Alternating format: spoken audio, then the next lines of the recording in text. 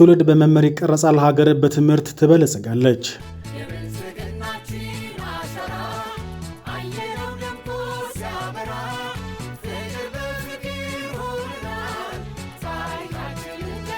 በአዲስ አበባ ከተማ በሁሉም ወረዳዎች የሚገኙ መምህራን በሀገር ግንባታ ሂደትና በልማት ስራዎች የበኩላቸውን መወጣት በሚችሉበት ሁኔታ ዙሪያ ከአስተዳደሩ ጋር ተወያይተዋል። በመጀመሪያው የአርበኝነት ምዕራፍ አባት እናቶቻችን የህይወት መስዋዕትነትን በመክፈል ሉዓላዊነቷ ያልተደፈረ ነፃ ሀገር አውርሰውናል። የላብ ጠብታ በሚጠይቀው ሁለተኛው የአርበኝነት ትውልድ ድህነት ታሪክ አድርጎ ሁለንተናዊ ብልጽግናና ልዕልና እውን ማድረግ ደግሞ የመደመር ትውልድ ታሪካዊ ኃላፊነት ነው። ሁሉም ዜጋ ላቡን ጠብ አድርጎ በመስራት ሁሉም እኩል ተሳታፊና ተጠቃሚ የሚሆንበት በሁሉም ከሁሉም ለሁሉም የሆነች ሀገርን ለመገንባት ቁርጠኛ አቋም ተይዟል። አቅማችንን አስተባብረን ጸጋዎቻችንን አልምተን ላባችንን ጠብ አድርገን ሰርተን በድህነት ላይ በጋራ ዘምተን ሁለንተናዊ ብልጽግና እናረጋግጣለን የሚል ራዕይ የሰነቀው የለውጡ መንግስት ተስፋ ሰጪ ውጤቶችን ማስመዝገብ ችሏል። በሀገር በቀል ኢኮኖሚ ማሻሻያና በሰው ተኮር አተገባበሩ ከስንዴ ተመጽዋችነት በታሪክ የመጀመሪያ ወደ ሆነው ስንዴ ኤክስፖርት ተሸጋግረናል።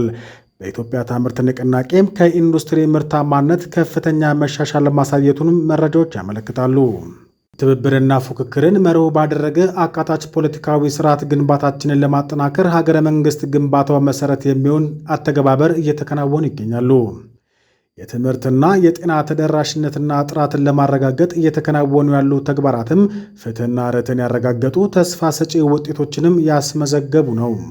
በዲፕሎማሲው ታላቁ የኢትዮጵያ ህዳሴ ግድብ ግንባታ እንዲቆም የተሸረቡ ሴራዎችን ሁሉ በጣጥሶ በማለፍ ታሪክ የሚዘክረውን አኩሪ ድል ማስመዝገብ ተችሏል።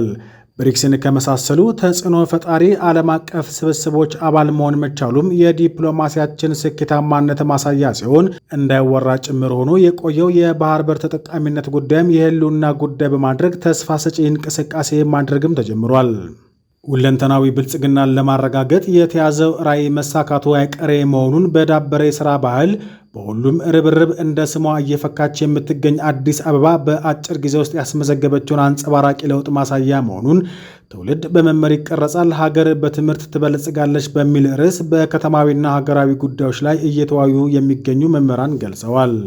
እየተመዘገበ የሚገኘው ልማት ማንም የማይክደው የሚዳሰስና የሚጨበጥ የሚሊዮኖችን ሕይወት ያሻሻለ መሆኑን የጠቀሱት የውይይቱ ተሳታፊዎች አስተማማኝና ዘላቂ ሰላምን ለመገንባት መንግስት በወደ ሰፊነት የሰላም እጆቹን ሳያጥፍ እያደረገ የሚገኘው ጥረትን በማድነቅ ሁሉም ዜጋ የድርሻውን ሊወጣ እንደሚገባ አሳስበዋል። ከተማችን እያስመዘገበች በሚገኘው ፈጣን እድገት አሻራውን እያሳረፈ የሚገኘው ታሪካዊ ትውልድ አካል መሆናቸው እንደሚያኮራቸው የገለጹት የውይይቱ ተሳታፊዎች መጪውም ትውልድ የሚኮራበት ለኑሮ ምቹ ከተማ እየሰሩ ለሚገኙ እጆች ሁሉ ክብር ምስጋና ይገባቸዋል በማለት በቀጣይ ከከተማ አስተዳደሩ ጎን ተሰልፈው ታሪካዊ አሻራቸውን እንደሚያሳርፉ አረጋግጠዋል።